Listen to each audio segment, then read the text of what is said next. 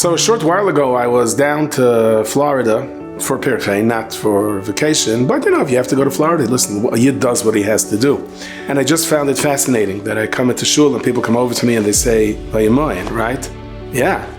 And I'm walking on the street and there's Chassidish people and people from New York and people from all over and they're saying, Vayimaen? Yeah. Vayimaen, that's what we're all about, yes. And then there was like this kid in an afro with chains and an earring hanging from both of his ears or something like that. And he looked at me and I looked at him and I said, is this going to be a story?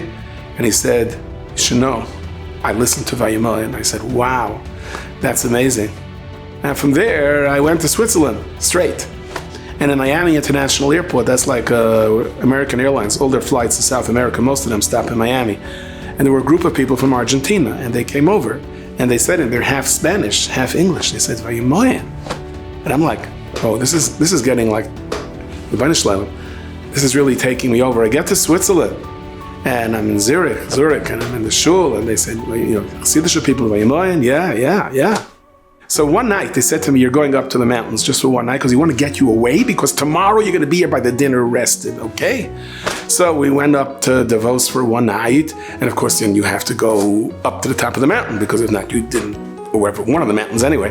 So we're on this lift that takes you up, this train that takes you up, and I'm not so good with heights, and then you climb up a little bit higher, and I'm on my way down.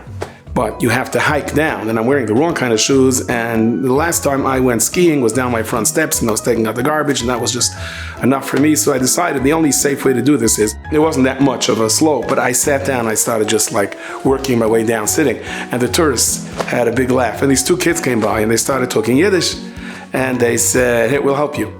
And they lifted me and they kind of skied down with me. It was a sight. Sorry, I don't have a film of it. And I thanked them. And one of them came over to me and said, I just want to tell you that Vayimaen saved my life. And I'm thinking to myself, Mekabetz Nitchei Ama Yisrael. Think about this for a moment. There's a wave of Tahara settling over Klal Yisrael. And we have to be closer to Mashiach. The world can't go on like this much longer.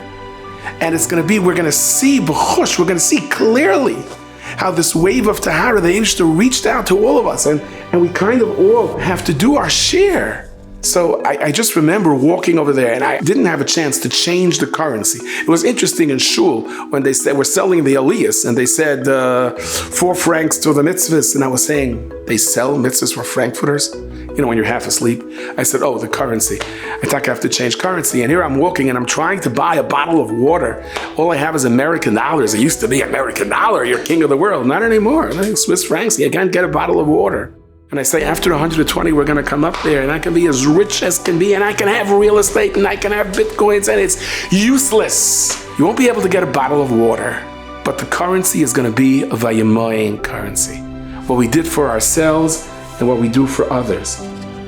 And I cannot believe that Yosef Atzadik is not looking down and smiling, because he knows it started with him.